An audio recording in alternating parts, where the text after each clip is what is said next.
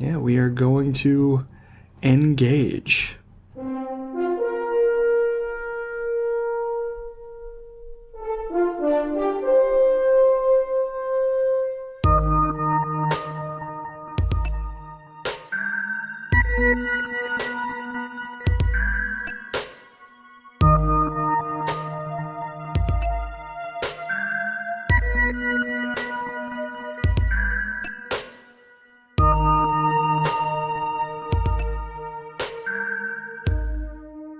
Ladies and gentlemen, welcome to the very first episode of a new ongoing Star Trek podcast called Discovery Debrief.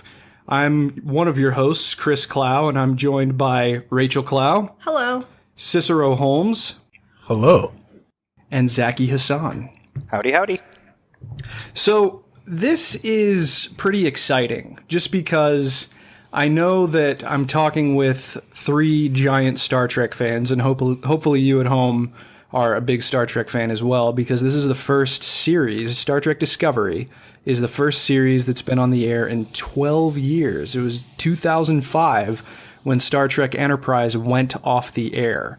So the idea of new television Star Trek is a pretty exciting prospect. So what I want to do, since this is our very, very first episode, is go around our wonderful panel and get a little bit of a brief description of who everybody is, why you guys love Star Trek, and what your favorite series and movie is.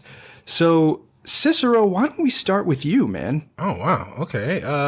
My name is Cicero Holmes. The internet knows me as Stubby Stan, 1/4 of the unbelievably wonderful Spawn on Me podcast, a video game podcast where we feature people of color and talk about diversity within the game space, and definitely don't steer away from both politics, hip hop, culture, and video games, and how all of those things touch and intersperse.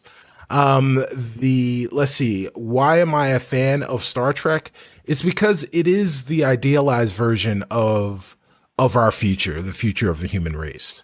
Not only was Gene Roddenberry a visionary when it came to what he was able to do in 1968, but also there have been so many innovations that we've seen that have come directly from Star Trek and the visionary thoughts and patterns of the people within it. So I love this. I love the series for that. My favorite series on television from Star Trek, from the Star Trek universe, has got to be Deep Space Nine. The first commander of color that was there with Commander Sisko, and just the amount of conflict that they were able to do on Deep Space Nine, and the storylines that they were able to put together, I thought were phenomenal and the best that the series has ever done. My favorite movie would either have to be The Wrath of Khan or The Voyage Home. Okay. Yeah, because I've got to grab the mouse and say computer. Awesome. Well, and just as a quick aside too, I love Spawn on Me. You guys had me as a guest on it once, and it is a fantastic show. And if you've got the NPR One app, you may have heard this gentleman's voice before. So definitely making waves, and I'm just even more honored to have you here with us talking new Star Trek. Right on. Thank you. Zaki, my friend, how about you? As far as my Trek fandom, I think it goes back to right around when I came into this world. I can't remember Star Trek not being a part of my life. It's something that as I was growing up, my brother was into it. My brother's 5 years older than me, so sort of by osmosis, it was something that I was always exposed to. I would say that my fandom kicked in like a latent, mutant X gene. It kicked in when I was around 8 years old. I saw The Wrath of Khan for the first time on VHS in 1988, I want to say. And watching that movie, it was not my first exposure to Star Trek, because I'd seen the motion picture, I'd seen some episodes of the show. I'd even seen some of The Next Generation at that point, I think the pilot at least. But the Wrath of Khan was it, man. Once I saw that, I never turned back, and I was in. I watched all the movies after that. I would check out whatever books I could, like nonfiction books I could find about the making of the TV series and movies at the time. And, it's been a hell of a run. Chris, you know this. I've been sharing Star Trek with my kids now, and for the last year we've been watching The Next Generation, and we're now watching Deep Space Nine as well, because we're going in broadcast order. And it's one of the joys in my life is having this thing that we get to share together. And we watched the pilot episodes of Discovery together, which is really cool, where my kids and I are both experiencing Star Trek for the first time. That's got to be surreal. I mean, that's already a massive undertaking that you're doing, and I applaud you for going through in broadcast order. That's really awesome. Yeah. But actually getting the chance to sit down with them for Star Trek that's new to both of you, that's got to be a little surreal. It's super cool. That's awesome. And where can people find you, and where have people seen you before? I have two regular podcasts right now. I have the MovieFilm Podcast that I co-host with my partner Brian Hall, who is a writer for the Disney series Puppy Dog Pals, and we get together every other week and we talk about the latest headlines out of Hollywood, new releases, and just banter. And then I have another show called Nostalgia Theater, which is in-depth interviews with the people behind the things I love and fellow fans of the things I love. And while we're talking Star Trek, I've had some great conversations related to that. About a year ago, I talked to Brandon Braga, who co-created Star Trek Enterprise, and we spent an hour talking about that show specifically. Also, dropping just tomorrow, actually, is my interview with Mark Altman, who is a journalist and Star Trek fan. He's also a producer of the TNT series The Librarians, and we talk about Star Trek The Next Generation's 30th anniversary, which is going to be the day after we record this. So lots of fun stuff. Oh, and also I'm doing a series of feature commentaries of all the Star Trek movies alongside Glenn Greenberg, who's a Star Trek fiction and comic book writer. Excellent. So highly embedded, of course, which is exactly what we're looking for here. And, you mentioned Enterprise. It's kind of fun. It's great that you got to talk to Brandon Braga. But it's kind of funny how the rose-colored lenses of history might be making that show better, especially in hindsight, because I'm sure you guys remember just how trashed it was while it was actually on the air, but little did we know it would be 12 years before we'd get a new show out of it. You could do a whole show on how underappreciated and kind of before its time Enterprise was. I'm totally right with you on that one. Yeah, absolutely. So now we move to our next panelist, who I recently joined in matrimony, Rachael Clow. Tell us about yourself, why you're a big fan of Star Trek, and favorite movie, series, all that stuff. Okay. I am not a podcaster like everyone else, so I have a little bit of imposter syndrome right now. I am a scientist by trade. I'm a biologist.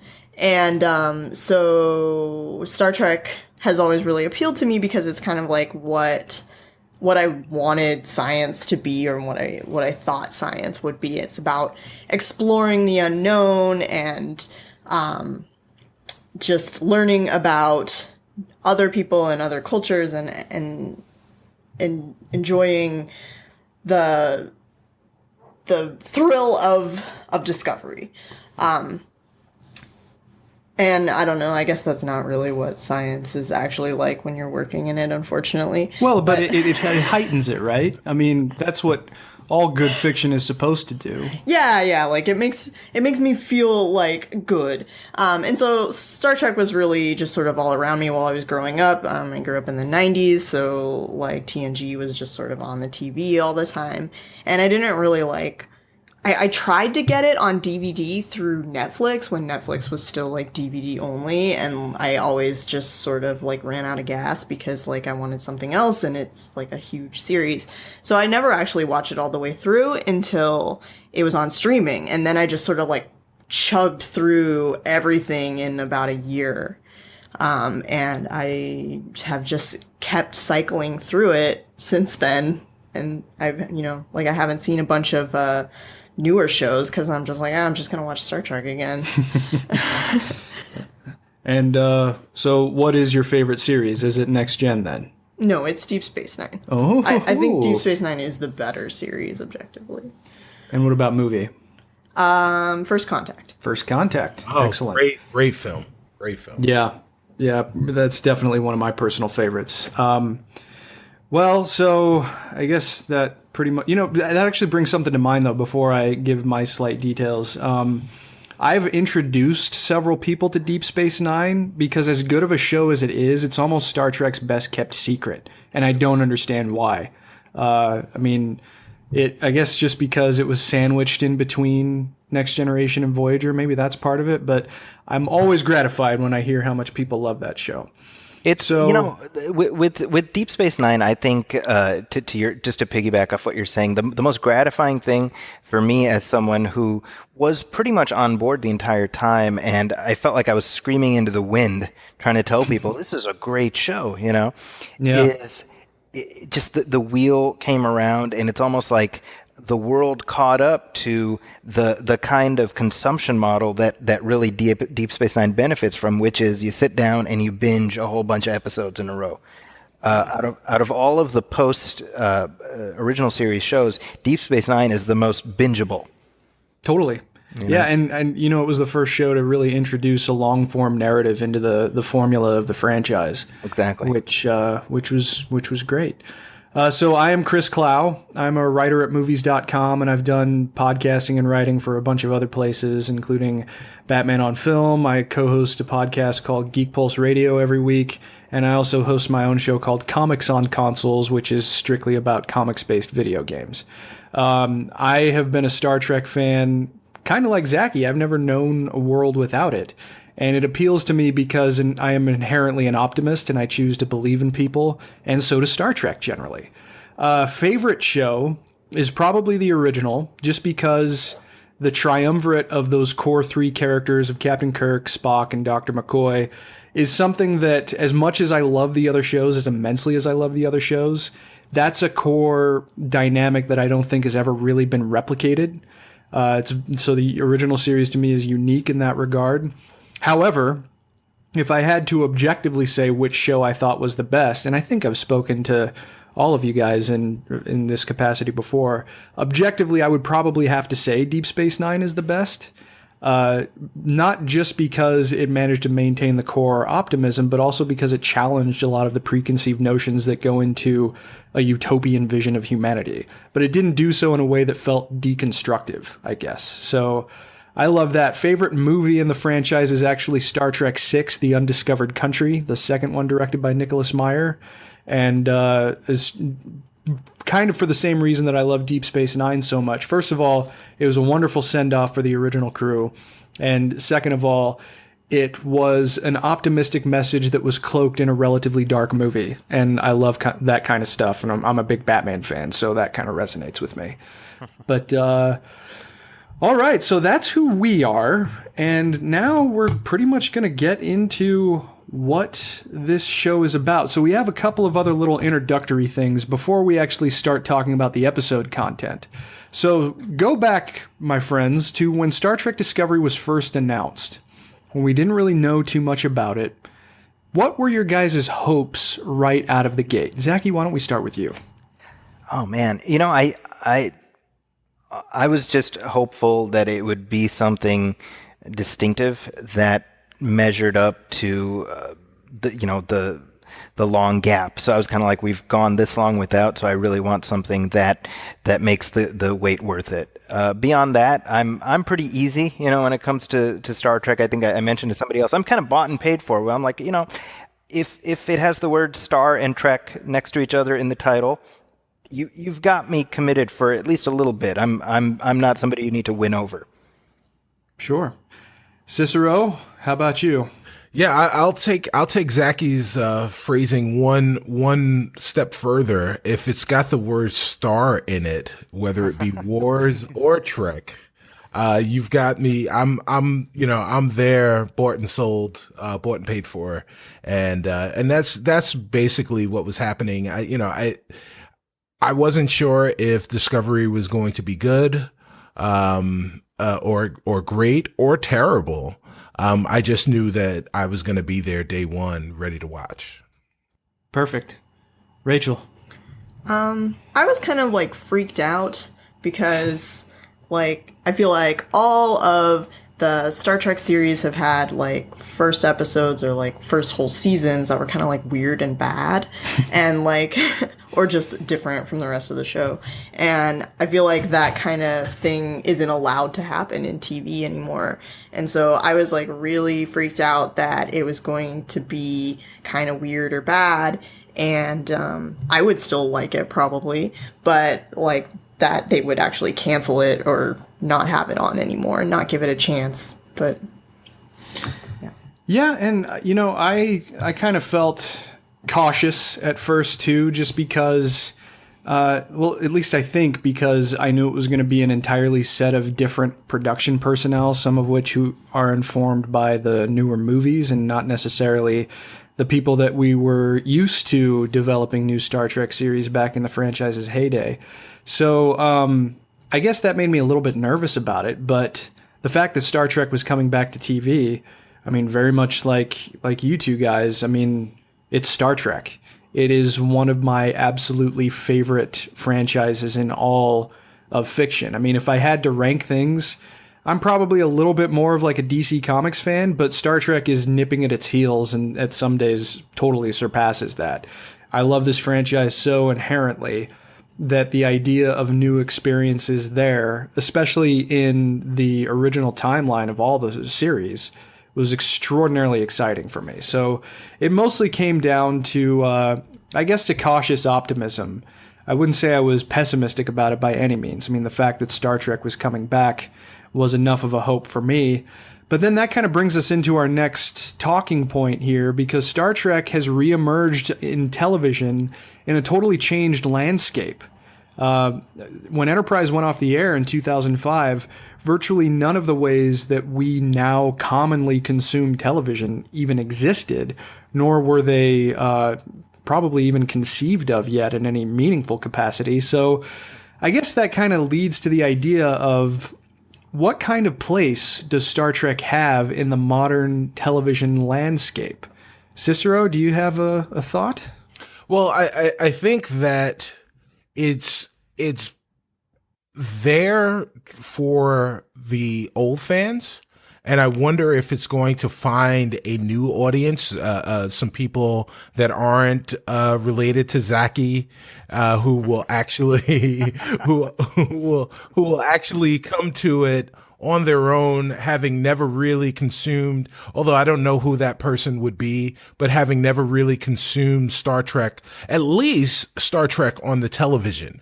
You know, the Star Trek universe of the motion picture, the motion picture universe that J.J. Abrams kind of created is something very different. Although, I think we'll kind of get into it later on in the show, I think that you can definitely see some of that DNA within Discovery, within at least the very first two episodes.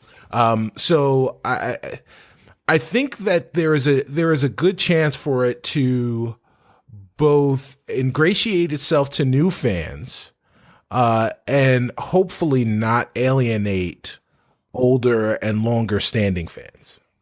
Sure. And kind of piggybacking on that before we get to Zaki, I know that you were your attention was very much grabbed by the Fox show, the Orville by Seth MacFarlane. Did that kind of get you in the mindset of preparing for new Star Trek, or was this just something that you were looking forward to because of Seth MacFarlane or something else that you were a fan of? Well, it got me excited because I'm a sucker for sci-fi. I'm definitely a sucker for space sci-fi, more specifically. So I harken back to, there were, two of the guys from Always Sunny were going to do a show. They had pitched a show where they were going to be, crew members on a spaceship where they talk about all the things that happen in between the big tentpole moments in a Star Trek, where they're not fighting the Borg or they're, interacting with Q. It's the stuff in between. So when I saw that the Orville was coming and Seth MacFarlane was coming with it, I'm a quasi fan of Seth MacFarlane. Sometimes he hits, sometimes he misses, but the beats are basically the same. And the thing that I wanted to give it a shot. And the thing that I loved about the Orville is that it really is a love letter to TNG when it comes to the stories. Sure. And if you guys have seen it, the special effects are out of this world. They are incredibly good. The thing that was turning me off was the dialogue. Some of the writing. The stories were great. The writing was bad. But now 3 episodes in, I think I'm hooked. I think I'm on board with the Orville. And if people were either felt like me or were kind of curious about it, I say go to the 3rd episode. And if you're not in by the 3rd episode, then go ahead and put it down. But I'm definitely on board with the Orville. Zaki, place of Star Trek in modern television, and did you watch the Orville? Did you like it? Yeah, let me start with the Orville. I have watched it. I'm actually like 10 minutes into the 3rd one, so I'm hoping to finish that soon. I haven't been blown away by it, but it hasn't turned me off either. It's one of those I watch it when I get to it shows, and that's not meant. I'm not denigrating it. It's just my time is less available for more TV, unfortunately. But I think my read on the Orville is it's basically Seth MacFarlane went to Fox and essentially sold them on doing a multi-million-dollar Star Trek cosplay. and I'm not. That's not me. That's not a criticism. That's an admiration. Yeah, sure. Like, I love that he's that much of a fan, that he has that so much clout with Fox. He could pull that in any direction. He's like, this is what I want to do. And I'm like, you know what? Good for him. I want to do a Star Trek show. And oh, by the way, Adrian Palicki is going to be my love interest. Like, right. So it's nice to have a show like that. I think so far it's like comfort food, and I think there is a place for that. And I'll draw a correlation to Star Trek. I think Star Trek's place on TV up to this point has been to some extent comfort food. And I think, from 1987 to 2005, what was its biggest appeal was also, I think, what worked against it, which was that it was always there. It was something you could always count on tuning in, and somewhere you could find new Star Trek. It was there until it wasn't. Yeah.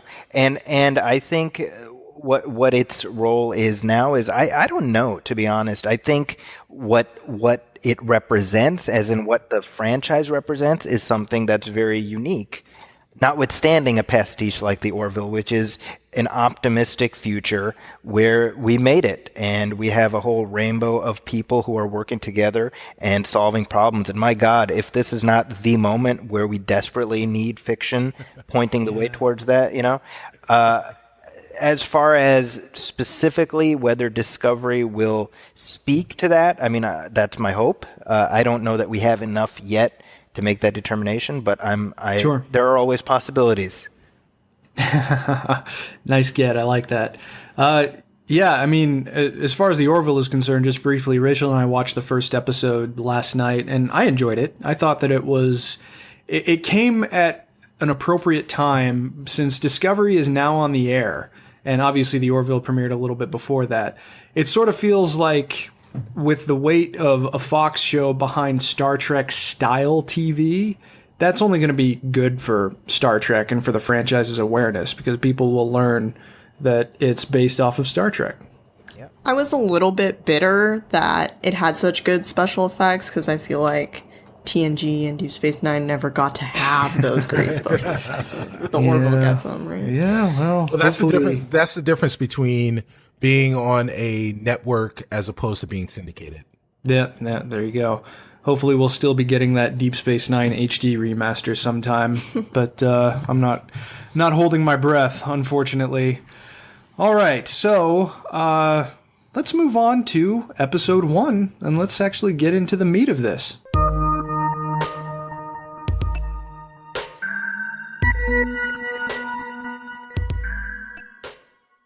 All right, so Episode 1, The Vulcan Hello. Just, by the way, I thought that was a really interesting title when it was first revealed, and when I saw its context, I was very kind of taken aback by it, but we'll get to that.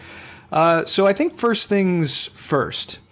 So you have now all seen the very first episode of the newest Star Trek TV show.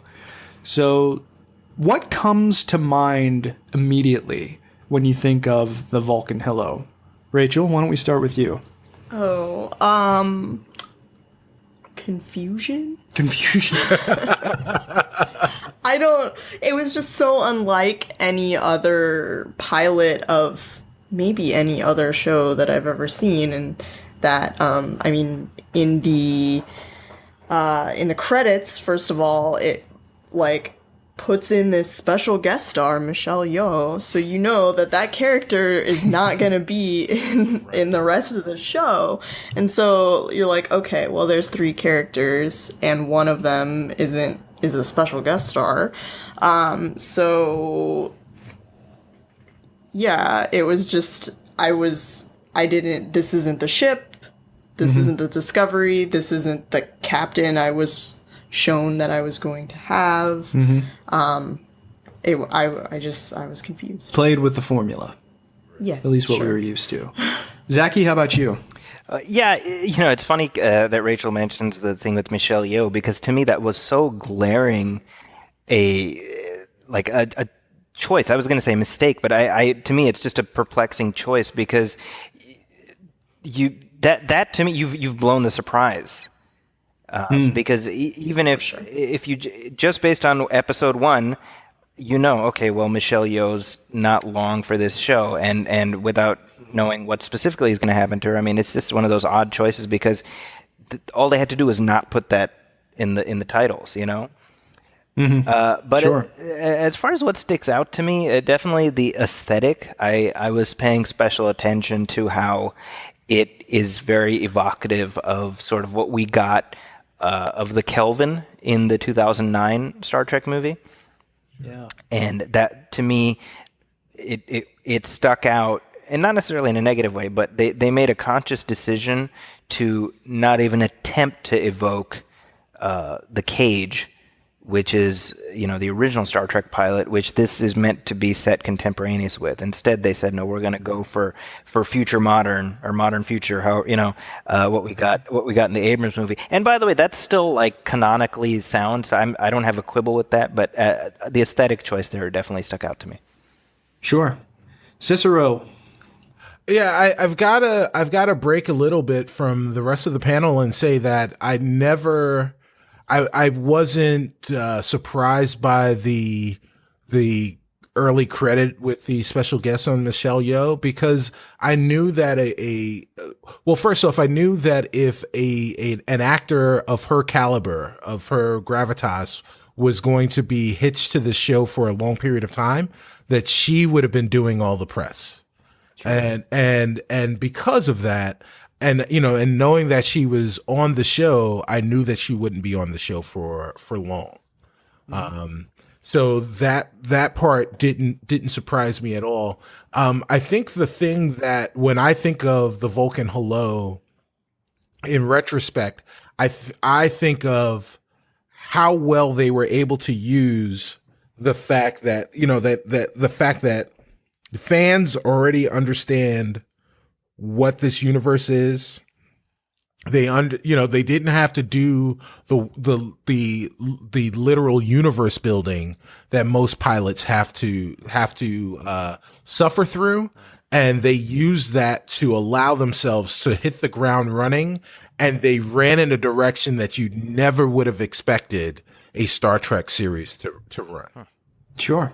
Zaki, you have something to add? Yeah, just to, I definitely agree that, if you're sort of plugged in and aware, obviously Michelle Yeoh not being a regular isn't a huge surprise, but I feel like if this is a show that's aiming at a wider audience, which one assumes that's why it aired on CBS, the pilot, it's one of those narrative things where you're just it's a shame to kind of give away the game a little bit. Like, it's not enough to. It didn't ruin the episode, certainly for me, because as you said, Cicero, I mean, you kind of you know enough about the show to know that that's not going to be the case. But just if you're coming in and you recognize Michelle Yeoh, it seems like a little thing that little surprise they could have saved. Sure. Yeah, sure, I can see that. I guess as far as I'm concerned, the first thing that comes to my mind is departure. It starts off immediately. I mean, first of all, the production design on this show is astonishing. From what I understand, the opening scene was shot in Jordan, I believe. And that's got to be the first for a Star Trek TV show, getting the chance to go to a sweeping location like that.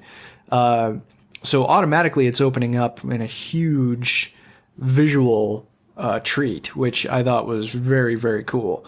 As far as the rest of the content is concerned, it did an effective job of introducing the primary character. And I think that's what its major purpose is, because, you know, obviously that we're getting an opening two-parter, but only the first part is going to be broadcast on a giant network. So it wanted to suck me in. And as far as being a Star Trek fan, I felt pretty sucked in. So I thought that it was generally good. Now, that moves on to our next point. So we've now seen the pilot episode, and compared with other Star Trek pilots, this has to be somewhere in the pecking order. So, Cicero, compared with other Star Trek pilots that you've seen, where does the Vulcan Hello rank? Oh man, wow! It's so it doesn't rank as high. I think while I don't know it necessarily was the greatest, but the TNG's pilot episode was the most impactful for me, because it was, you know, it was the first Trek on the small screen in, you know, 20 odd years.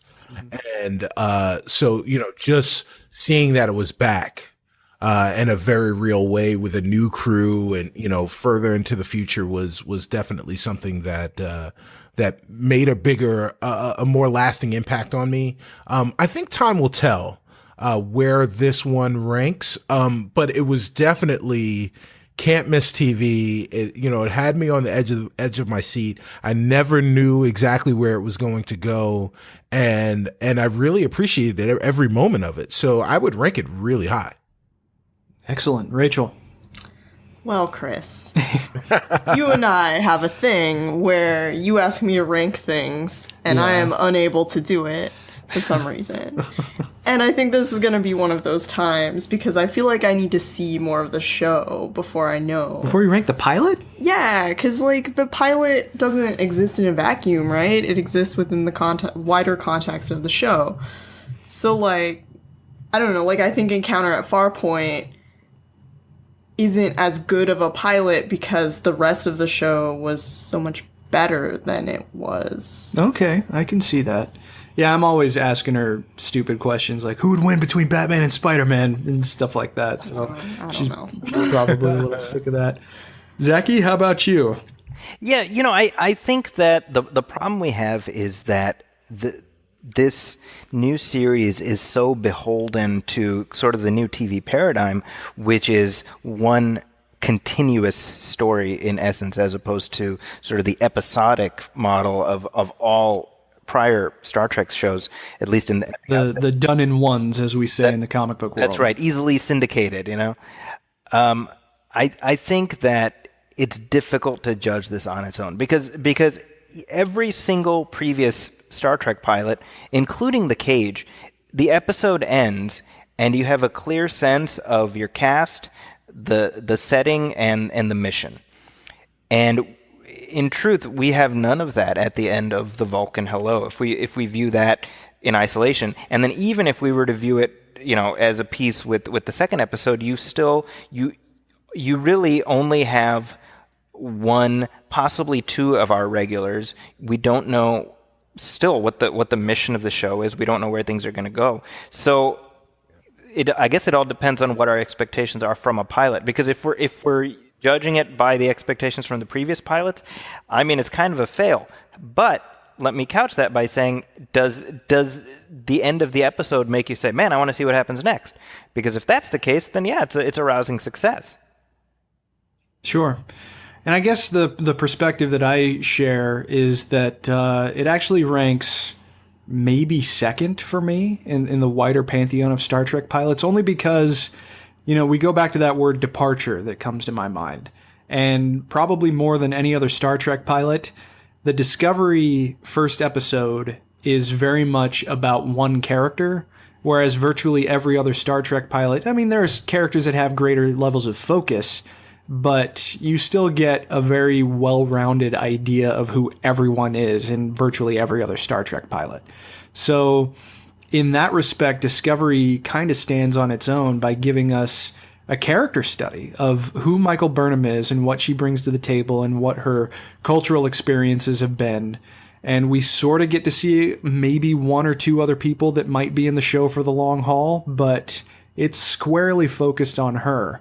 And I find her story very personally compelling. So in that respect, I don't know if I would necessarily put it above The Emissary, which before was probably my favorite pilot of the entire franchise, but it might come close. But I think, Zaki and Rachel, you guys make excellent points about wanting to place it in context with everything that'll follow.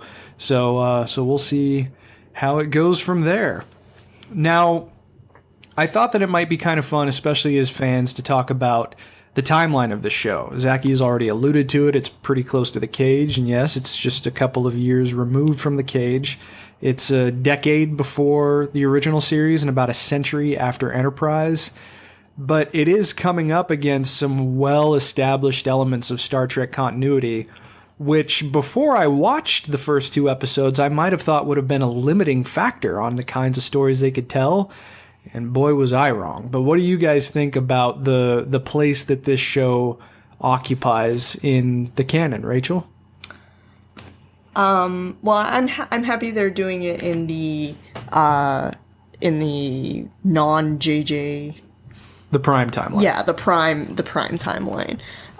Just so that they can't mess with things too much. Mm-hmm. I was a little bit disappointed, not that disappointed, but a little bit that they didn't sort of seem to set it within some of the events that we kind of already knew had happened. Yeah, you ran for our Federation first 150 years book pretty fast after you watched it. Yeah, well, I was wondering if this Klingon War was a thing that had been alluded to in other shows, and it wasn't in there at all. Mm-hmm. In that book of history, it just, the only thing about this period of time it mentioned was Tarsus 4 and then just James Kirk's autobiography, basically. Right, yeah.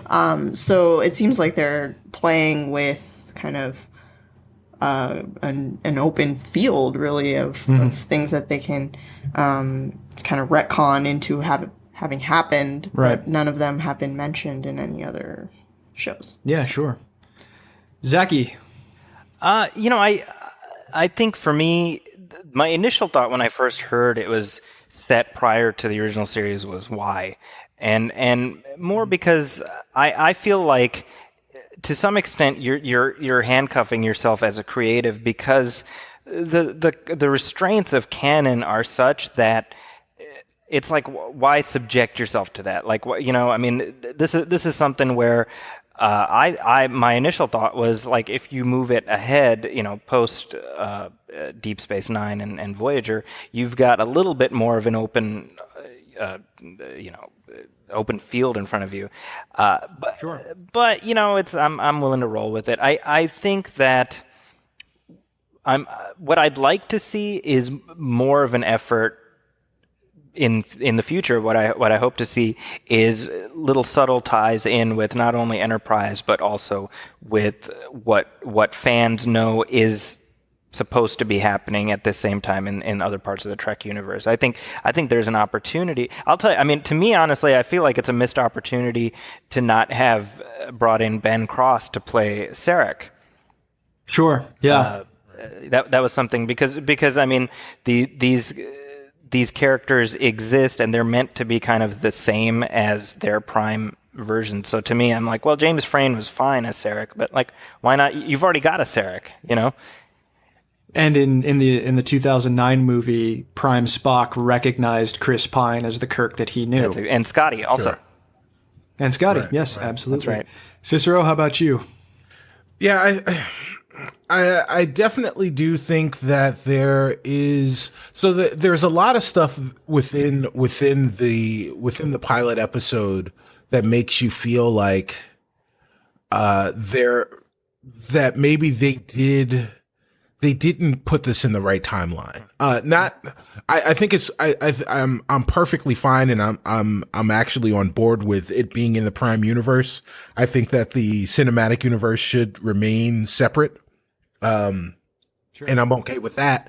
But I look at the costumes, I look at the technology that they're using, and they really they're kind of hamstrung by the fact that they're sitting in between two shows, one that was produced in 2005 that was the predecessor, and then was the forebearer, and then the show that precedes it was shot 50 years ago. Yeah. And just from an effects perspective, but also from a technology perspective, from what they wind up using in the show, they really hamstring themselves. And I look at like the uniforms are dramatically different from anything that I've ever seen in a Star Trek show. And maybe they explain that and as the series goes on. But I thought that was a very weird stylistic choice, both in the costuming. Once you sit back and you think about where they set this within the timeline, had they set this after Voyager and DS9, then they could have, the skies would have been the limit, no pun intended, in terms of how they dealt with both technology, how they dealt with costumes, and the types of stories that they could produce. I thought the other thing that I thought was weird, and maybe we'll get into that also, is obviously the main protagonists are the Klingons, and of course any good Star Trek nerd knows that the Klingons were essentially humans with unibrows in the TOS. Yeah, we actually have a viewer question that's about that topic specifically. Oh, okay. So Sorry, viewer. No. We'll definitely get into that. I think it definitely merits conversation. The only thing that I'll add, because as a original series fan primarily, this did kind of put me off a little bit. I actually got excited when I heard that Brian Fuller had originally pitched the idea of an anthology show that could take place in multiple eras of the Star Trek continuity. I'm sorry to see that didn't happen, but there was a tie-in novel that just came out with Discovery by David Mack called Desperate Hours. And in that book, and I don't want to spoil it too much, but within the first 50 pages or so, they actually encounter the Enterprise. And it's the Enterprise as commanded by Christopher Pike, and Spock is already serving, and Number One is the first officer. And there is a pretty interesting rationale for the big difference in the aesthetic choices. And it's clever. I mean, obviously Star Trek EU does not work the same way as Star Wars does, whereas everything now in Star Wars EU is actually canonical with the movies. Star Trek has never treated anything that wasn't on screen as canonical. I kind of hope that changes at some point, just because those stories are really cool. But I mean, it's definitely, it takes a lot of getting used to, if you're a longtime fan, for the adjustments in aesthetics and the kinds of concessions that they're going to make in order to accommodate telling a story in that part of the timeline in 2017. So it's definitely pretty interesting in that regard. But why don't we move on? Well, before we move on, so you guys are all pretty much in agreement that this is a show that should have taken place in the Prime reality, Rachel? Yes. Yes? Yes. Okay. And Zaki, how about you? Yeah, I think so. Okay. And Cicero? 100%. All right, so we're all in agreement there. That's perfect. All right, so the characters, obviously the core of any good narrative endeavor, and most especially Star Trek. So we finally got our very first look, a substantive look, at the person who's going to conceivably drive the show until the very end, Commander Michael Burnham, played by Sonequa Martin Green. So what do we think of the kind of perspective that she brings to the table? What do we think of her as a Starfleet officer? Cicero, do you have a perspective?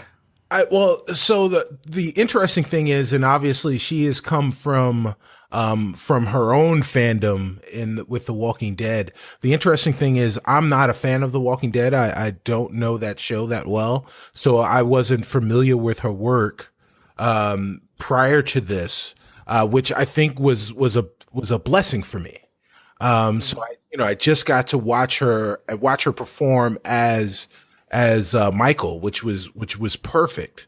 I thought that she was great. And I think that something that you said earlier, Chris, really kind of clicked with me is the fact that we don't really know who the characters on the show are, except for Michael Burnham and Sarek. Sure. So like, we can feel pretty confident that those are going to be characters that persist going forward within the season. But it is really strange to have a pilot and a second episode really kind of concentrate and focus solely, or at least, primarily on one character, and not the crew as a whole. Yeah, definitely. How about you, Zaki? I think that she's really just a magnetic presence. I was mentioning watching the show, as I said to my wife, I was like, I remember when DS9 started, and so much of the conversation was, oh, they got, it's a black captain, it's a big deal. And then when Voyager starts, like, oh, it's a female captain, what a big deal. And I love the fact that we have a black female lead, and it's not a big deal. Yeah. Oh, it still is a big deal. Not to the same extent, but it is still a big deal. Fair enough. I mean, certainly, in my limited, what I've seen, that hasn't been as much the focus of the conversation. But I'll certainly, I'll accede to that point. But I mean, I think they couldn't have picked a better actress. I think she's terrific. I think I'm somebody who kind of fell away from The Walking Dead, but I always liked her on it. So when I heard that she was the lead, I was like, oh, it's a great choice. And I think the arc that they've sketched in for her and they're sort of alluding to, I mean, I think it's I'm fascinated to see where we end up. I mean, what does her role as a human raised on Vulcan, what does that point towards? What do they intend to be the conclusion of that arc? I think that's interesting. Definitely. Rachel. Well, I love her character. It's great. I think that this sort of like outsider characters like Data and Worf and Odo, they've always been some of the most interesting characters on all the shows. Mm-hmm. And so I think it's really brilliant to have that character be the lead character, because everyone kind of wanted Data to be the lead character in TNG anyway. And I think that she also fits in really well with sort of like a modern TV, in that she's kind of a tortured hero, or she has sort of some darkness to her, which is it really, that's really big right now with your Breaking Bads and your Mad Men's and the like. So I think it was a really great choice, and I like Sonequa Martin Green. She was great. I like that this show passed the Bechdel test in the first 30 seconds. Really passing it. Yeah. Really. Which I really appreciated. So, yeah, I'm happy. Yeah, I am too. I mean, and to the point about the outsider characters, I also think that it's interesting. They automatically made her significant in the canon by relating her to Sarek and by extension to Spock. Because Spock was obviously the original outsider character in the franchise, and he's certainly the most iconic character in the franchise at large. So that was the thing that, as a fan, kind of immediately made me pay attention, was the fact that she is, for all intents and purposes, the adopted sister of one of my absolutely favorite characters in the entire franchise. So I thought that was an interesting way to position her, but just on her own merits, I like that we are also seeing that she is doing something that took Spock upwards of, 25, 30 years to do, which is embrace the side of the more natural side of themselves.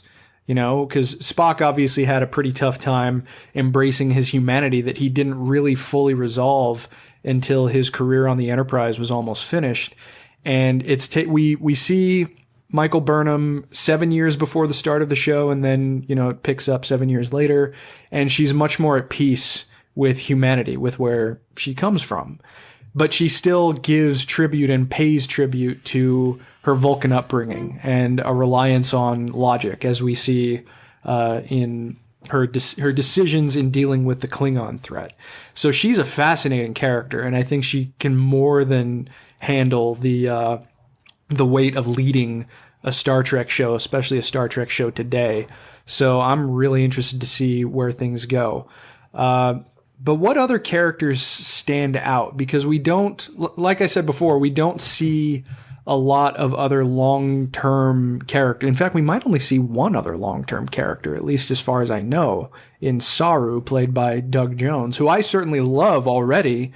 He seems so timid, but he also seems very, very sure of himself while also having that overly cautious attitude that is probably the thing that's keeping him from his own command, if I were to guess. But Zaki, what did you think of some of the other characters that stand out? Saru, maybe Captain Georgiou? To be honest, neither of them really made a huge mark on me, and that's not a reflection on the performances. But I think I think Saru has just a handful of scenes, and so you sort of get the sense that he's like space Eeyore, basically.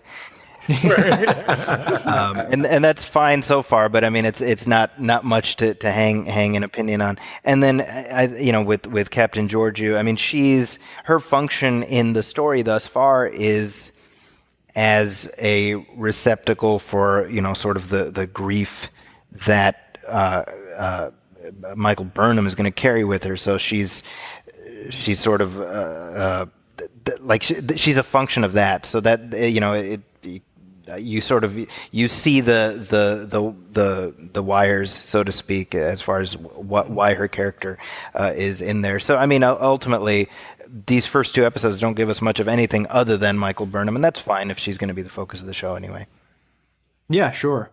Cicero, how about you? Did anyone jump out at you, or are you pretty much in agreement with Zaki? I'm mostly in agreement with Zaki. I think the other character that stood out to me, only because I knew who the actor was Dr. Nambu, who's played by Malik Panchali of Community fame. So 30 Rock. So 30 Rock. Yes, I'm sorry. Yes. Shame on me. I'm slapping my hand. But here's a guy that I was like, oh yeah, there's that guy that I've seen before. And I loved his character before. So I'm happy to see him working and outside of that, but I think because the episode was so very much focused on who Michael Burnham was and her conflict with believing and understanding to her core that she was right when everything that you see in front of her would dictate that she is wrong, made me pay attention to really no one else but her. And maybe it was just the portrayal that was just so compelling that made it that way. But I think also that, the story is kind of driven behind is driven behind her leading everyone to wherever Discovery is going to take us. Yeah, that's a great perspective. Rachel? Just a shout out to Admiral Brett Anderson. May he rest in peace. He's like the camp counselor of space. And Takuvma was Jason this time, it seems. Well, before we move on to the next topic, it's just kind of piggybacking off of this one. What about the performances? I mean, it's definitely a modern flavor of television, but overall, how did the caliber of performances strike you? Cicero, how about you first? I mean, I think that everyone that we got on this show were all veteran actors. And, obviously that polish shined through immediately. As opposed to some of the other shows where, they were all veteran actors as well, but, may not have necessarily been on television, ever or for that long, or maybe it had been a while. So these characters all screamed authentic. Sure. Zaki? Yeah, I think that, it strikes me as, it's distinct, from the previous shows. In the sense that there's a lot more conflict than we're used to seeing in the Star Trek universe, and that definitely. My partner Brian, who is by no means a Trek devotee like me, that was his first reaction. He was like, "People are yelling at each other a lot." and that's definitely, Rick Berman talked in the past about how he'd sometimes put like a blindfold on this bust of Gene Roddenberry in his office, and I wonder, like, would this be like putting the blindfold on, and that's good. I ultimately, because this is an earlier era of Star Trek, and so I don't mind there being conflict between the human characters, because I'm assuming that this is a journey of discovery, no pun intended, where we're going to end up at a place where people figure out, okay, hey, we got to put our differences aside and get through this. So. I appreciated the level of interaction that we had between them. Yeah, sure. Rachel? Well, I thought the performances were great. They had none of the sort of awkwardness that some of the previous series pilots could kind of have. I felt like Sonequa Martin Green did really well with. She had a lot to do. And she felt like she had like a ton of like monologues and long lines and stuff that really could have sounded stupid in a lesser performer, in a lesser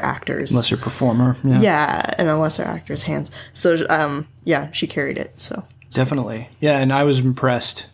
Basically, I mean, just to kind of sum up the idea, I thought that the performances were all top notch, especially considering the franchise. I mean, I'm always going to want to see the absolute best from Star Trek, and I think they're definitely doing a good job of putting their best foot forward when it comes to the performances. Obviously, we'll have to see how some of the other characters do, but overall, I'm very impressed with what we've seen thus far, particularly from our lead. I think she's going to be fantastic.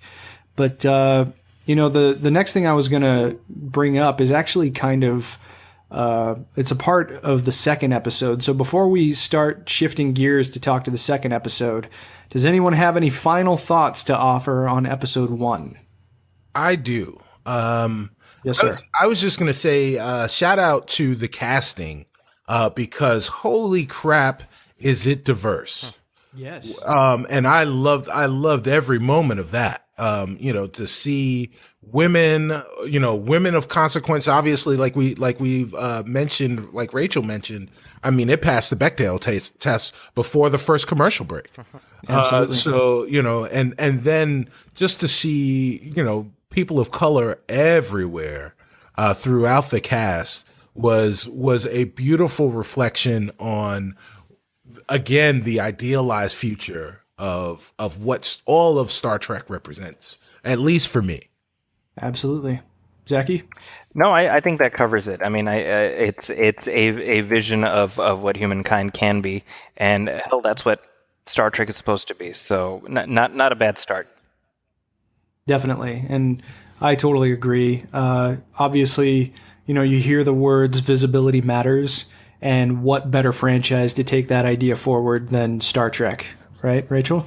Yeah, well, and I feel that with respect to the diversity, it's not even it's not an idealized future. It's the real present, in that the professional context in which I work, there are lots of women and lots of people of color, and so it feels more real when the casting is more diverse. Yeah, especially an organization that is geared towards science and exploration anyways, right? Yeah. Yeah, absolutely. All right, well, I think that kind of sums everything. We'll get into a couple of loose threads from the Vulcan Hello, but why don't we transition to talking about the battle at the binary stars?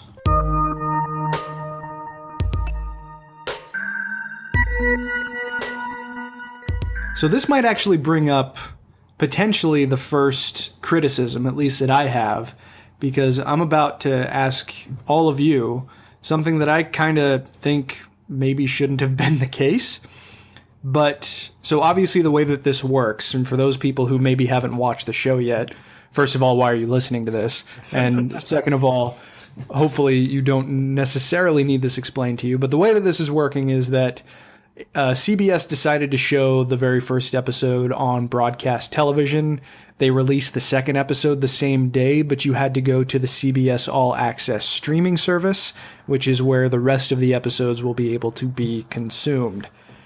So, should this episode, or should the opening salvo, I should say, have been split into two parts, particularly on two different mediums, or would it have been better to actually have like a 2-hour feature-length pilot like most of Star Trek has done in its franchise history? Zaki?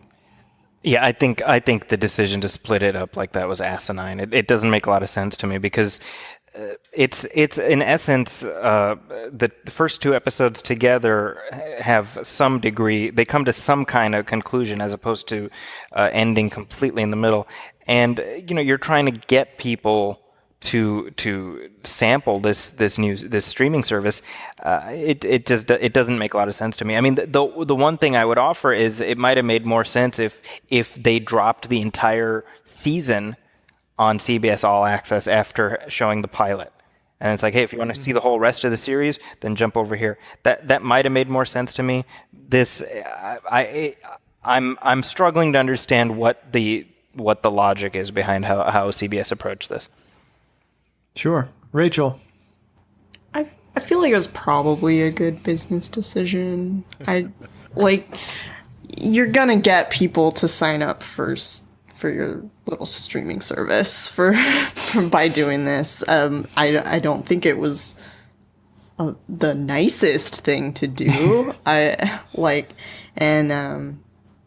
I think it definitely is gonna get people sucked into the show. Yeah, well, into the streaming service, which is what they want. Just as an aside, before I hand it off to you, Cicero, I was actually kind of happy when I logged into it for the first time that I Love Lucy is on it, because I love Lucy. But my friend, what do you think of splitting it up? Well, so I'm just going to go on record right now and say that I abhor the fact that we've got yet another streaming service to sign up for. And obviously, what makes me even more upset is the fact that it was clear that there was a decision made to split these episodes up and split it, exactly where they did on this cliffhanger that made you feel compelled to, at the very least, sign up for the free trial so that you could see the conclusion of this, extra long pilot episode. And the other part of that, Zaki, that you kind of talked about, which was, had they released the entire series, then maybe it would have made more sense. Well, that would have made perfect sense, except that they're giving away CBS All Access for a week for free, right, which means that all of the Star Trek fans would have stayed up and lost, countless hours of sleep to finish watching the entire series in a week and then canceled the service. Right. And CBS makes no money. Right. So of course, spread that out over the course of 4 or 5 months, 6 months, whatever it may be, to try and maximize the amount of money that you can get out of at least the Star Trek fans. And I think it's disgusting. But it is their model, and it's their show. They have every right to do what they want to do, and and I think time will tell whether or not that was a smart decision overall. Yeah, and I'm in general agreement with everybody. I mean, it is a little annoying to have to pay for another streaming service, as was said. But at the same time, as a massive Star Trek fan, if CBS will give me Star Trek, I will give them money. That's basically that was what my attitude was. So yeah, I feel much better for our friends to the north in Canada who can actually just watch this show on Netflix as opposed to having to go to a network-specific streaming service. But hey, at least I got I Love Lucy out of it too, so it's not a total loss. So this episode opens with a very unique perspective, a very unique way of trying to deal with the Klingons. It's what Michael closed episode 1 with as we led immediately into episode 2. It seems to demonstrate by her actually trying to openly attack the Klingons that are directly across from the Shenzhou, that she's not averse to operating outside of the normal standards of what constitutes Federation officer behavior. The whole idea of a Vulcan Hello, which we didn't really touch on, but the Vulcan Hello is basically fight them, which I thought was very ironic considering normal Vulcan philosophy. I wonder how Surak would have been with that interpretation of Vulcan philosophy. But what do you guys think of Michael's brashness in trying to deal with the imminent threat, at least conceivably imminent threat, of the Klingons in a way that kind of violates the standards of what constitutes an officer of the United Federation of Planets? Zaki? Well, I think what's worth pointing out is that the Vulcans are devoted to logic, but not necessarily to nonviolence. So you can see a scenario where if violence is the most logical approach, that would be the course of action they pursue, which certainly seems to be the perspective that Michael adopts, which is, look, I don't want to do this, but this is the most logical thing to do in order to save lives down the line. And in that sense, you can easily see somebody like Spock making that same choice on an episode of the original series. Mm-hmm. And sure. So I found, I think that I love the fact that sort of culturally we have this notion of what Vulcans are that allows for the revelation of the quote-unquote Vulcan Hello to be a nice little twist. Mm-hmm. Cicero. Yeah, I think Zaki said it perfectly that Vulcans are logical and this Vulcan Hello is contextual based on the species that they're dealing with. Vulcan Hello for humans during first contact was to say live long and prosper. But and their first contact with Klingons was exactly the same way, and they come to learn that the way that you say hello to a Klingon is by attacking them. And they respond to violence. So obviously, Michael's upbringing as a Vulcan, essentially as a human and, as a Vulcan in human skin, understood that perfectly. And of course it violates all of the Federation norms, but you're not dealing with, you're not dealing with an adversary or an opponent that thinks the same way that you do. So, so clearly, logically, you have to operate in, you have to speak the language of your opponent and your adversary. Yeah. Made perfect sense. Yeah, sure. Rachel. Well, she was right? Like, they didn't give them the Vulcan Hello, and they, got pretty messed up because of it. So they got a Klingon Hello instead. Exactly. Yeah. I can't dispute the facts or the events as they transpired, certainly. It was a little jarring, though, for me. It's not something that I will say, I'm against the fact that she acted this way. No, it makes sense from her perspective to try and show strength. And historically, that's perfectly in line with what we've seen from Klingons before. They respect strength, and if you show it to them, then they could very well respect you. So, a pretty interesting move as far as establishing how certain Michael is about what she's capable of and how she's able to discern a threat and react to it. So it was definitely very interesting. But, it kind of leads into something else. violence in Star Trek, the franchise as a whole hasn't shied away from it, but they certainly talk a lot about shying away from it. But with Discovery, we are now apparently seeing the breakout of a full-scale war within the first 2 episodes, and that's a unique occurrence in the franchise. I mean, it took about 6 years for Deep Space Nine to get to the Dominion War, and those were some of the best episodes of that show. But what do we think about jumping into an armed full-scale conflict right out of the gate when it comes to this show? Rachel? I feel a little weird about it. Like I said, one of the things that I really like about Star Trek is the exploration and the learning about all the characters and their backstories, and I feel like a little worried that some of that's going to get lost with just action. Mm-hmm. Sure. Cicero. I think that if you look back on the Star Trek series, you realize that they were all a product of the time that in which they were produced. Sure.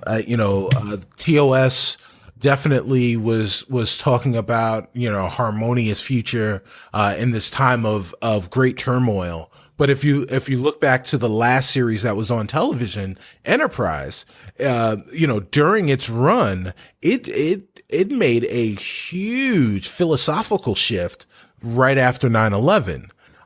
Because of the way that the viewers were viewing the outside world, and the writers kind of fed into that, and that there wasn't a lot of tolerance for tolerance within the minds of the viewers, or at least that's what the writers perceived. And I think that with the way television is working right now, the way that the American public is kind of dealing with things right now, that mindset, people kind of forget, but we've been at war for the last 15 years.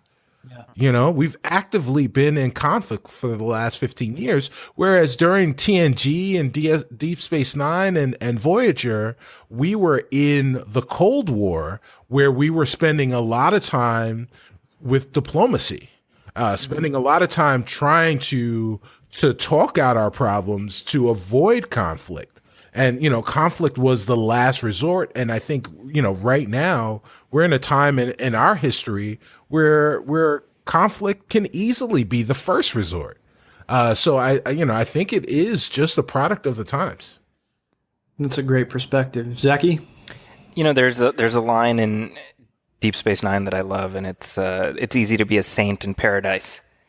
Right. and I think this iteration of Star Trek, I have to believe, will not be about breaking the future that Roddenberry created. It's about pushing that future against its own limitations and getting around them or getting past them. I mean, the truth is that we know that whatever war happens here, we know what the future looks like, and it's the future of Kirk and Spock, and more importantly, it's the future of Worf and sitting on the bridge of the Enterprise. So to me, that's what I'm interested in is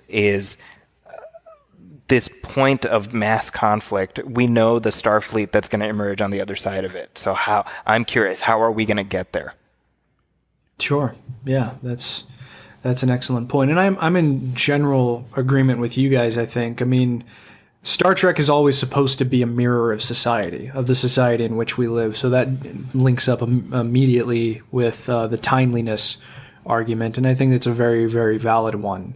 We are a little too quick to try and go to our holsters. I think that's a generally normal perception in the world that we live in now.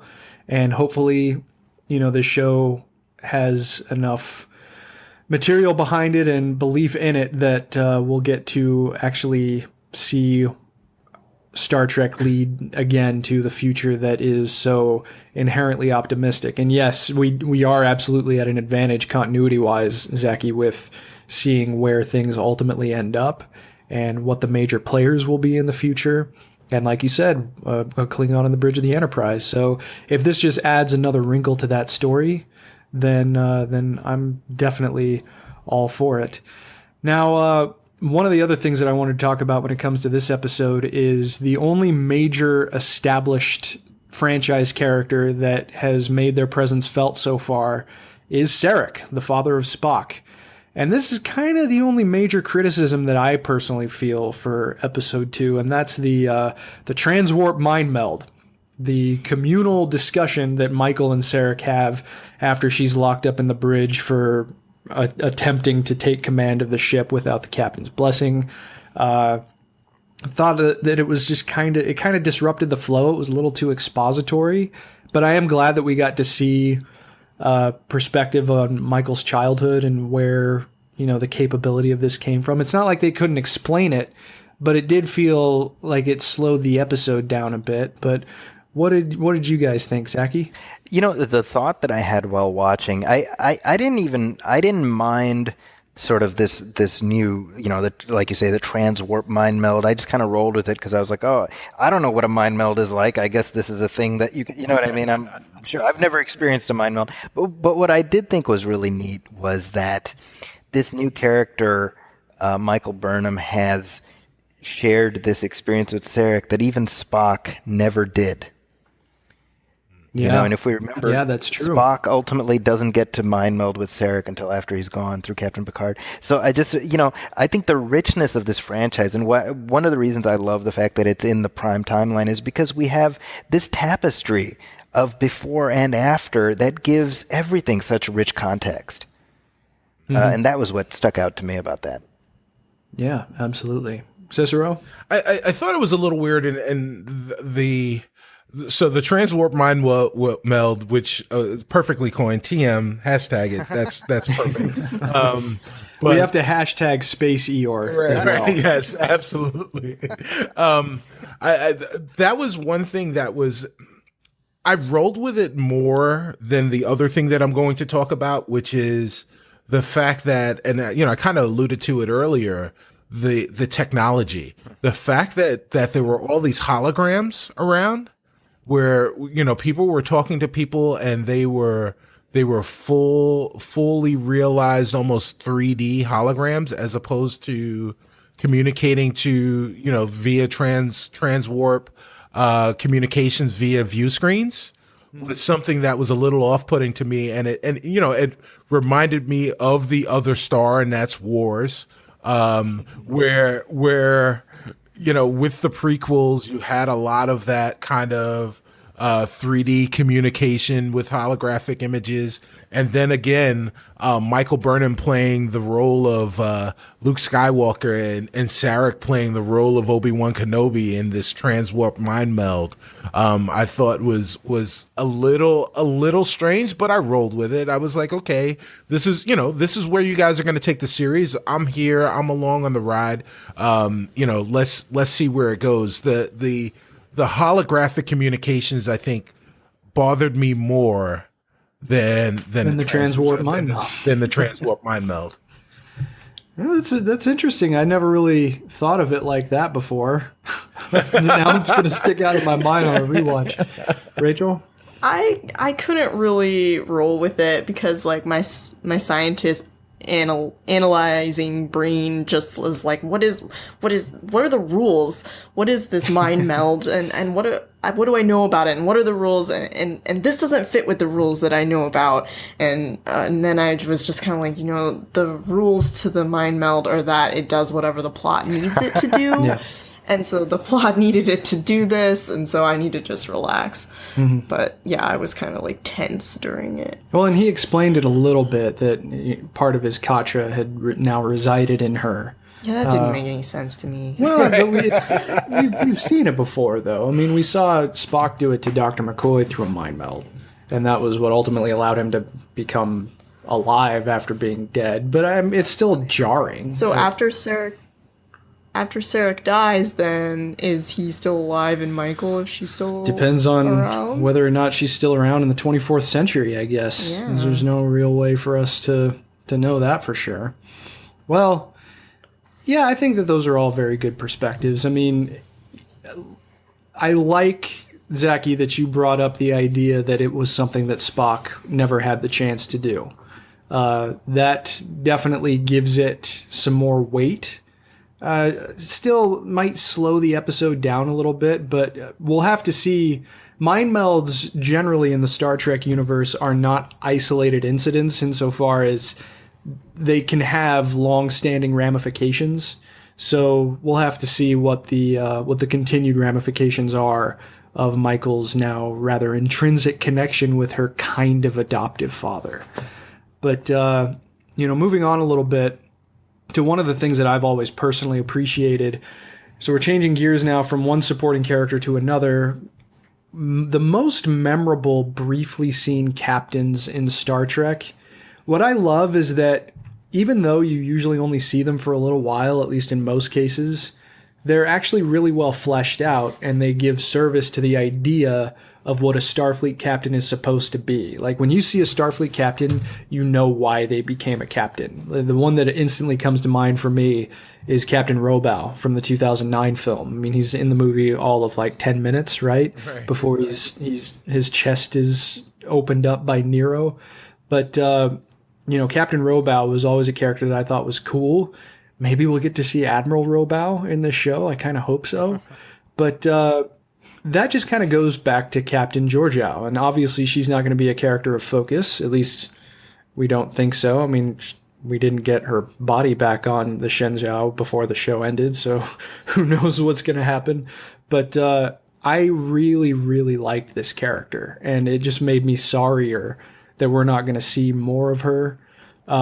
Just because that strength and certitude that you expect from a Starfleet captain seemed very much present with her. And it kind of, the discussions that she had with Michael about the Vulcan Hello specifically, it kind of reminded me of the conversations that Kirk would have with Spock and McCoy, because in that show, obviously, you have the center commander who's taking from cold logic and from heated passion and is trying to make the best decision that he can. Obviously, this was just a two-way conversation, but it evoked in me why Captain Georgiou was the one who was calling the shots and why Michael wasn't a captain, because she's going to lean more on what her experience tells her.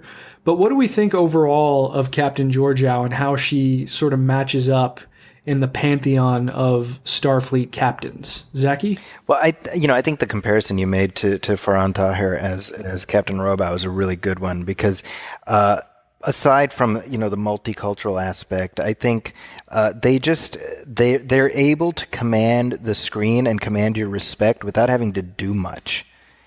And when we talk about Michelle Yeoh, I mean, I think her sort of established persona is one of sort of serenity and dignity, and yet she could kick your ass all over the place. And so it's this perfect mix that she brings to play as Captain Georgiou. I mean, I think I alluded to earlier, like, oh, it's a shame that they kind of ruined the reveal or whatever about her being short-lived on the show. But man, they made the most of her screen time because she leaves a mark. And it's the wound that she suffers is a wound that the audience will carry with them because she is such a considerable presence. Yeah, absolutely. Cicero? She is immediately, I mean, from essentially from the word go, you believe that she is the captain, that you believe that she is in command.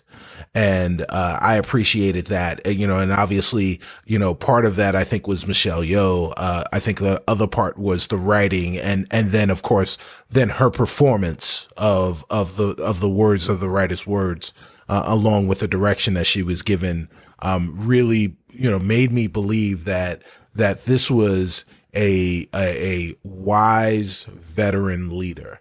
And I don't think that we've seen the last of Captain Georgiou on the show.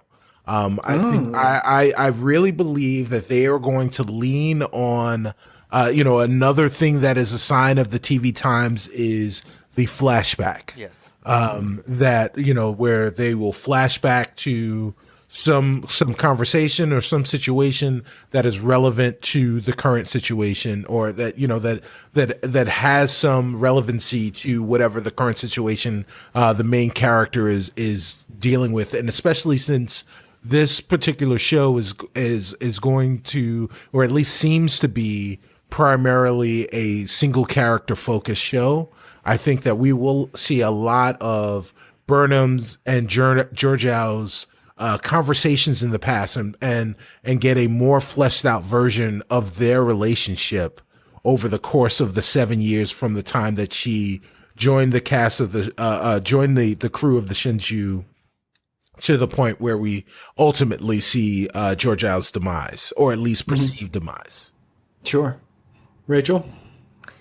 Yeah, I liked her for the most part. I would have to say that I was a little bit off-put by the very first scene, because the very first time you see Captain Georgiou and Michael, they're violating the Prime Directive.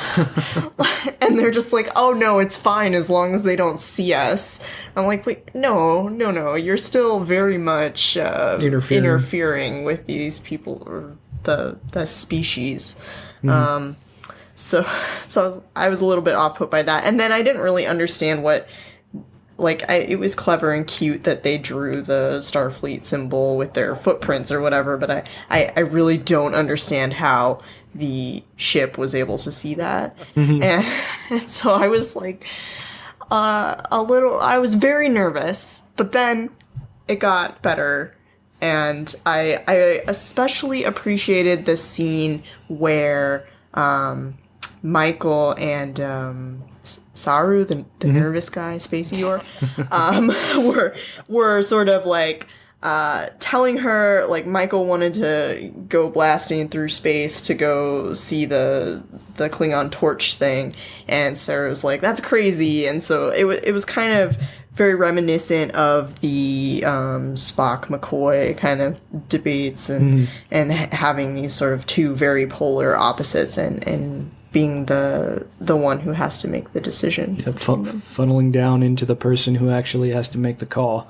Yeah, it didn't occur to me, but maybe Saru might serve sort of the Dr. McCoy function in a triumvirate. We'll have to see. It wasn't really something that was in my head. He would be McCoy, but...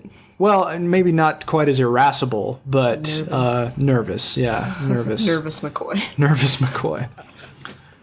Well, so that kind of brings us to the conflict. The conflict that spanned both episodes, but which certainly got a very interesting look in the second one in particular.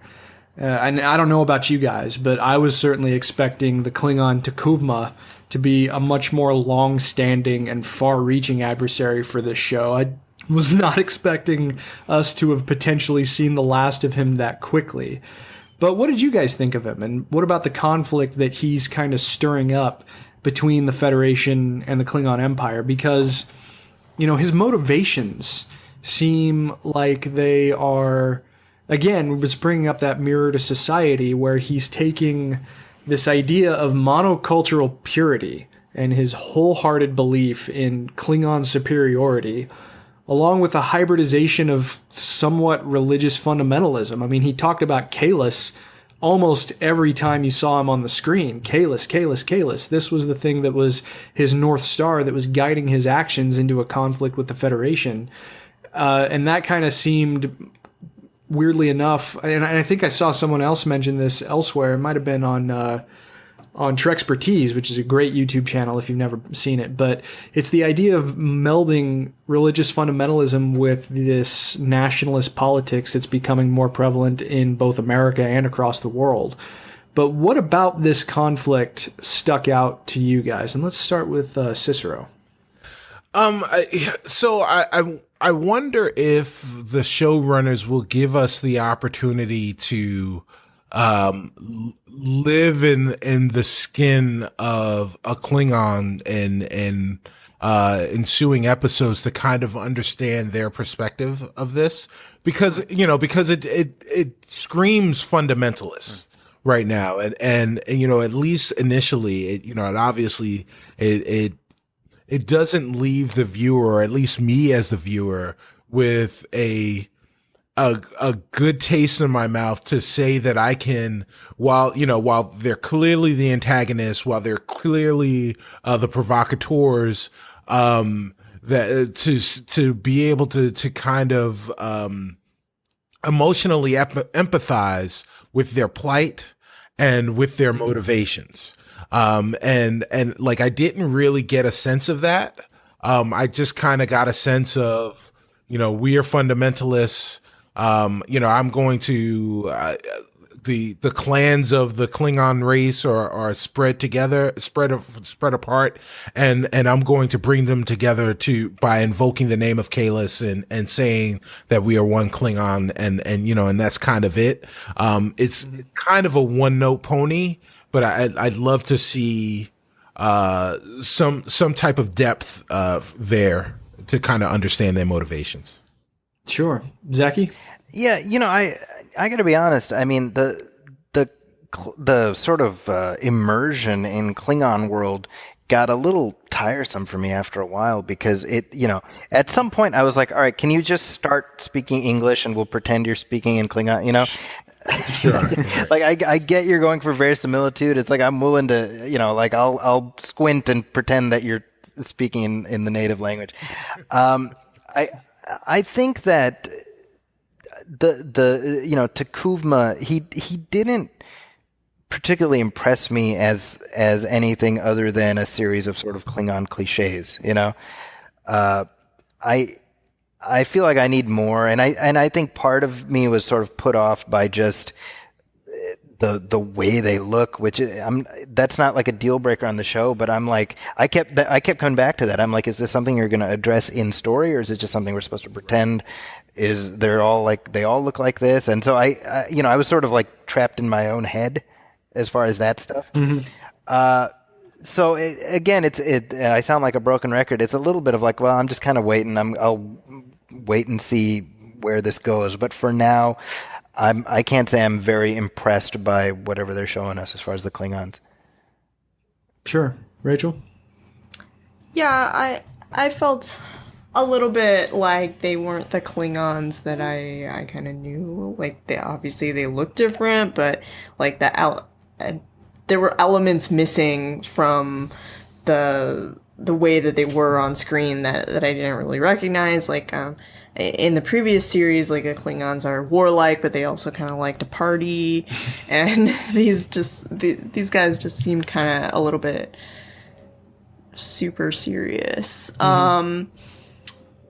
And then I was very much distracted by the presence of the albino Klingon. Yeah, that's a good point. Because there has been an albino Klingon in the series before, in Deep Space Nine, where Jadzia Dax goes on a little revenge mission with her elderly Klingon pals to... Kang, Kor, and Koloth. Yeah, and the albino had killed their firstborn sons, and so they're gonna go get revenge on this guy. And I am so curious as to whether that's the same character, and if it is, I'm really excited to see him interact with Koloth and Kang and Kor, right? Yeah. Yeah. If that's I mean, all of those guys are conceivably around in the timeline of the show takes place. I think it would be really cool to see them. Yeah, I would too. I mean, I guess if I had to guess at the larger role that T'Kuvma is going to serve, it's just as a figurehead for a newly established, unified Klingon ideology that will embrace the idea of war against the Federation. I can't disagree particularly with Cicero's point about not going too deeply. It seemed like it was kind of surface level. But, if they hold him up as sort of a badge of what the ideal Klingon is going to be as this conflict conceivably escalates further beyond these 2 episodes, probably through at least the season, if not longer than that, then maybe more of a purpose will be served. But one of the things that I thought that was interesting as far as his rationale for going into an armed conflict with the Federation was that he denigrated not just the idea that their intentions are peaceful, but he also denigrated the idea of saying that one of the things that made them both weak and disgusting was their embracing of multiple cultures and multiple races. And the show, at least as far as I could tell, seemed like it tried to stand in stark opposition to what that kind of thinking was. So as a question, and Cicero, I'm going to throw this to you first. Okay. Is Star Trek Discovery thus far a defense of multiculturalism? So yes, I think it was interesting, and I kind of want to piggyback off of something that you were saying just a second ago. I thought it was interesting that Takava was, and I just butchered his name the same way that he was butchered. Takuma's his talking point was that the Federation's great lie was that they come in peace. And I think that there is, so you can draw very, very easy parallels between that type of rhetoric from the Klingons towards the Federation with the type of rhetoric that you hear in the Middle East with fundamentalists about Americans. And how, that we believe ourselves to be a force for peace. And from a perspective, and this is kind of why I was talking about, I think I would love to see the Klingons, or I would love to be able to see the show talk about the Klingons' perspective of this and kind of give the viewer a little bit of insight into the Klingons' perspective of this war, because there is a kernel of truth to both the we come in peace but don't culturally understand you as a species and can misinterpret how things operate for you, and your peaceful intentions are a great lie, and the way that America has operated itself abroad. So I think that that's an opportunity that I hope that the show takes to kind of explore those things. But will Discovery, I think there is a chance that Discovery is going to ultimately be a show about multiculturalism, and the beauty, with which, lies within. But I always worry about that when the showrunners aren't diverse people, people from diverse backgrounds themselves. Sure. Understand. So maybe it'll happen. And maybe they'll stumble along the way. Obviously if that is their goal, I still say go for it. And if you stumble, make sure you pick yourself back up and keep moving towards that goal. Zaki? Yeah, I don't have much I can add to what Cicero said. I essentially agree with everything he just said. It seems like it so far, and let's see where things go. Yeah, and I think that there's a significant amount of value in the idea of actually showing a three-dimensional conflict, because it becomes far too easy to demonize when you don't see what the other side is.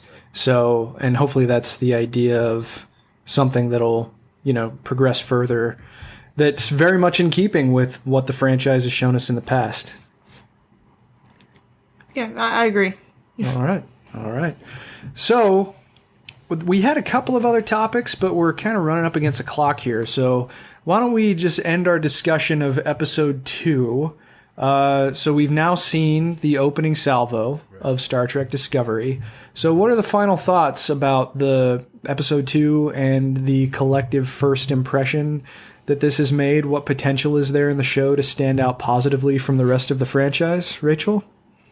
I think it was an interesting prologue. Mm-hmm.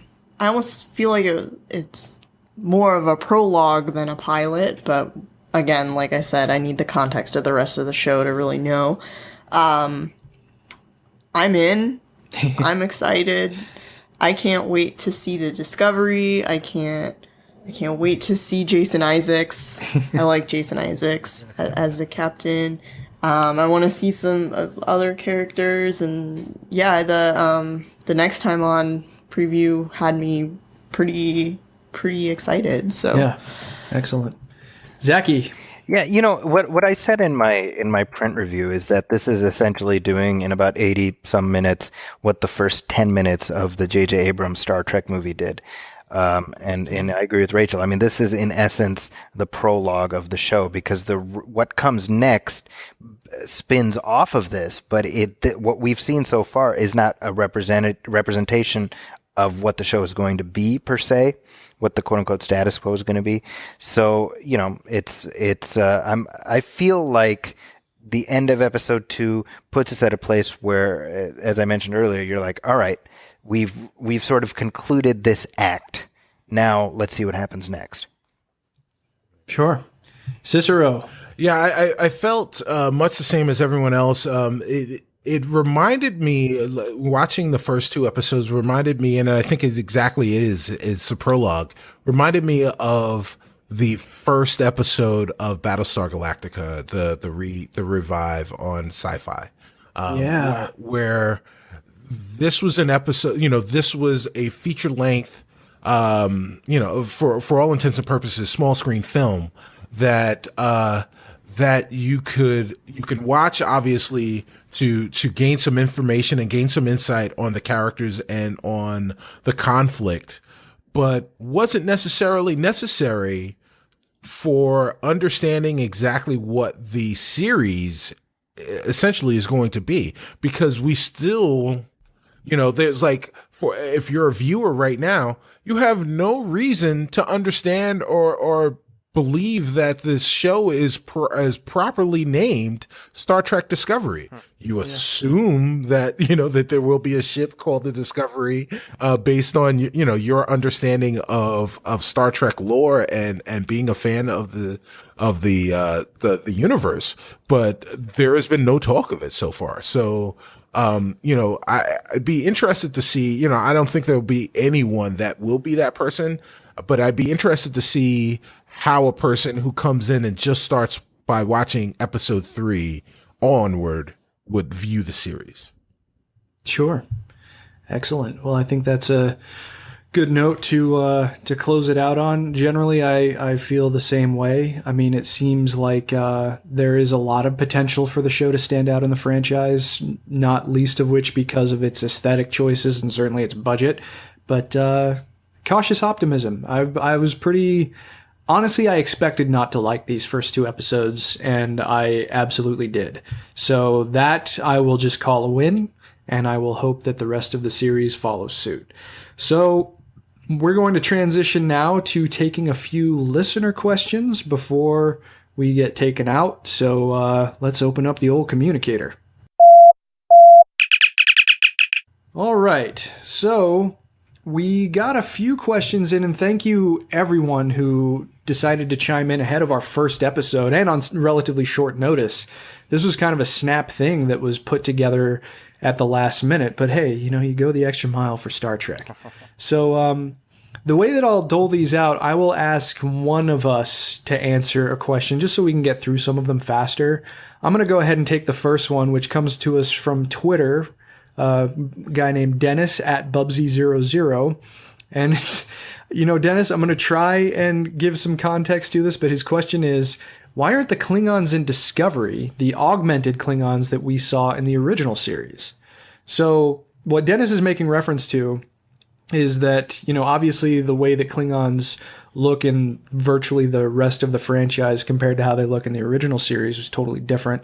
And there was a great 2-parter in the last season of Star Trek Enterprise that explained that discrepancy. And this is a period in time where conceivably some of those Klingons should look more human like they do in the original series.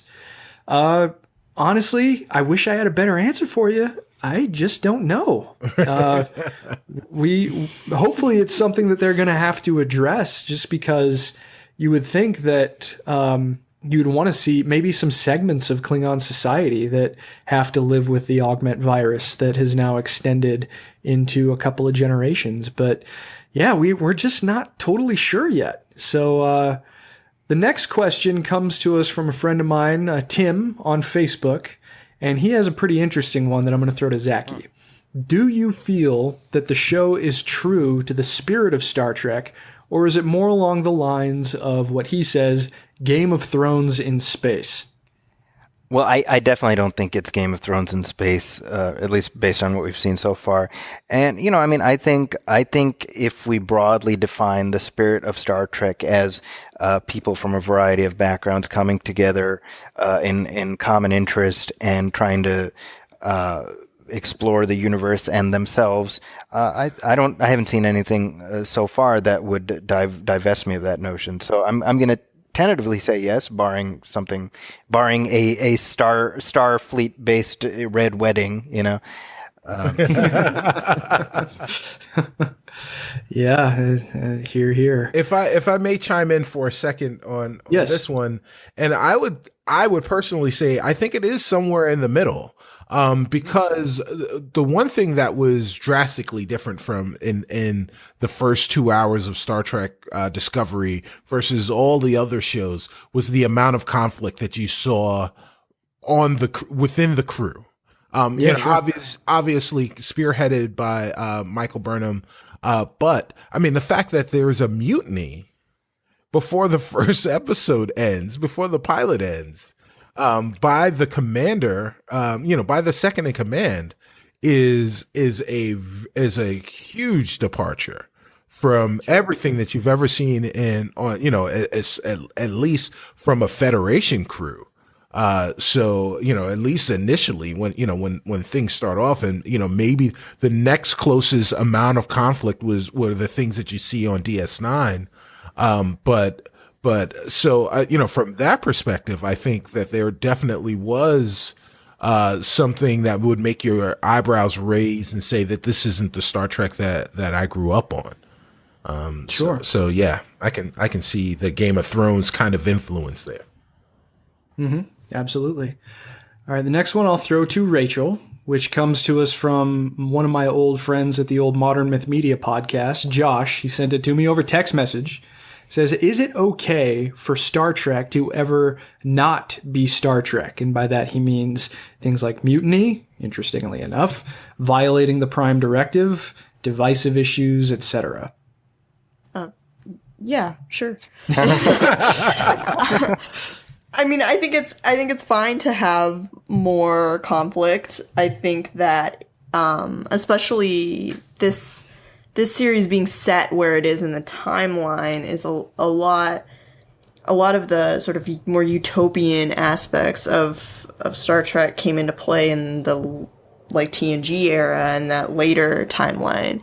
And so I guess you can imagine that the earlier part of Starfleet, there's maybe a little bit more conflict. Maybe stuff happens. Yeah. Right? Well, and piggybacking off of that briefly, I know that even in continuity, there was even an episode of Voyager that actually featured Captain Sulu in a mind meld-induced kind of flashback. But Captain Janeway had spoken briefly about this era of the Federation, where everybody was a little too quick to grab their phasers, and where only a fraction of the galaxy had been explored in that time compared to where they were in the 24th century. So yeah, I think the point's well taken. And he also asked something about the utopia designed by Roddenberry restricting creativity.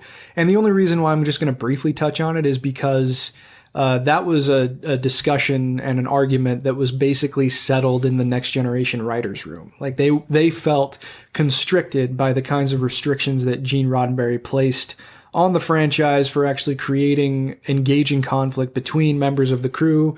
Roddenberry felt that they're too evolved for that, and they've gotten past that kind of conflict. And the TV writers, rightfully so, including Ronald D. Moore, felt that his hands were kind of tied. So I think at this stage of the franchise, we've definitely moved past that, but it's definitely a good question, especially if you're not quite as familiar with the ins and outs of the franchise.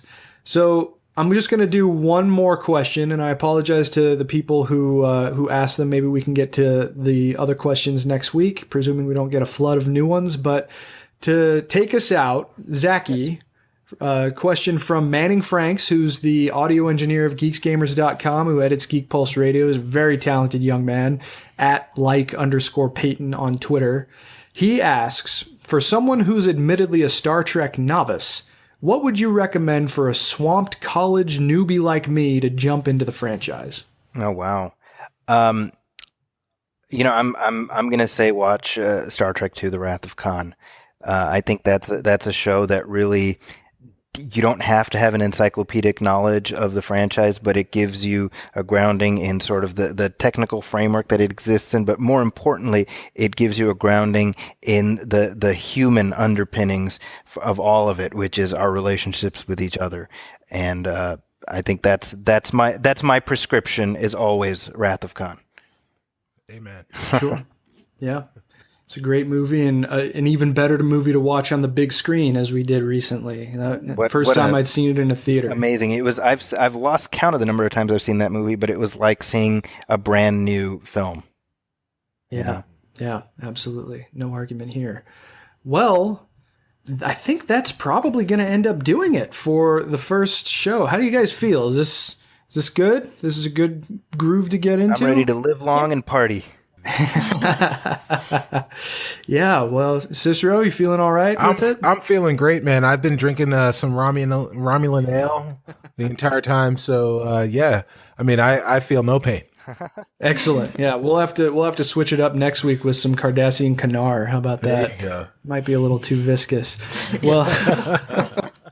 Well, guys, thank you so much for coming on, and thank you at home for listening to it. Obviously, this is a new ongoing Star Trek TV show, so we're going to try and bring you episodes of this podcast with every new episode of the show. Star Trek is more than worthy of our ongoing attention, as I think we've demonstrated in this first episode. So pretty excited to bring the ongoing adventures in the Star Trek franchise to you from a perspective of 4 longtime franchise fans. So we hope you enjoyed the show. And if you did, please like and follow us on our social media channels. If you'd be so kind, we'd also appreciate it if you would write a review for the show on iTunes or Facebook. It only takes a minute, and we'll be happy to read your review on the air when it's posted. If you have any questions, you can follow the show on Twitter at DISDEBRIEF, where you can also find all of our individual Twitter handles. And feel free to send us questions through the old communicator on Twitter, our Facebook like page, or by emailing us at hailingfrequencies@discoverydebrief.com. So, for Rachael, Cicero, Zaki, I am Chris. We hope you come along with us as we return next week to discuss Discovery's 3rd episode. But until then, go boldly, my friends.